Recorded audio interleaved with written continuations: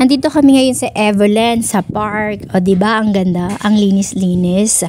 Pupunta sana kami sa sa supermarket kasi sila lang ang supermarket na bukas pag linggo. Kaso nagulat kami, sarado. Nung pala, nagko-close sila pag ganitong season. Every peak season lang sila nagbubukas. So by December pa yon. So para ma-enjoy yung dalawang bata, nag-stop over muna kami saglit dito sa playground kasi ang daming mga choices. Merong swing, merong slide, tapos kung gusto mo mag-football o ayan, meron din. Pero saglit lang kami dito, umuwi rin kami kagad kasi nga may gagawin pa kami sa bahay. So ayan, nandito na kami sa daan, pauwi sa amin.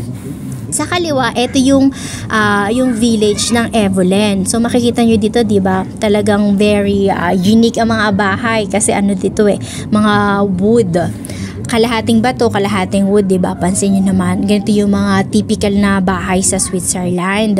So ito, nagtaka ako dito dati, bakit yung parang bundok gumuguho. Tapos pag makikita mo, parang may mga form. So andito na kami ngayon, malapit sa amin. So dadaan tayo ng Yuzen.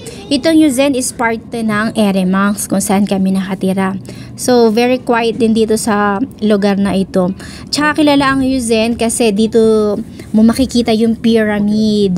Yan, makikita nyo mamaya sa bandang dulo ng video kung ano yung sinasabi kong pyramid. Ayan, dinadalaw to ng mga turista dito. So eto na nga siya, yung Pyramid of Yuzen, mga friendship. So ayan, dito sa amin sikat na sikat yan. 'Di ba? Sumadya kami dito kasi nga nag-open yung tunnel. So dapat doon na ang daanan ngayon. Kaso hindi pa pala. So dumaan pa rin kami dito. Baka bukas mag-start na silang dumaan doon.